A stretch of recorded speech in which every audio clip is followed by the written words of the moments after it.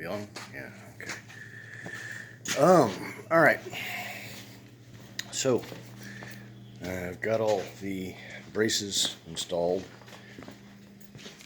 And just letting the glue dry on those before I put those in. In the meantime, I put all the rails in on this other one and did a yet another test fit. And the ambient light's pretty brutal for this, but everything is exactly where I want it to be. And so it's time to start thinking about final glue up, pegging, and assembly. And I'm once again faced with the dilemma of needing more clamps. I've got some 4-foot pipe clamps that would do the job, but really what I want is some 12-inch capacity and 18-inch capacity speed clamps. So looks like I'm going to go and spend some money.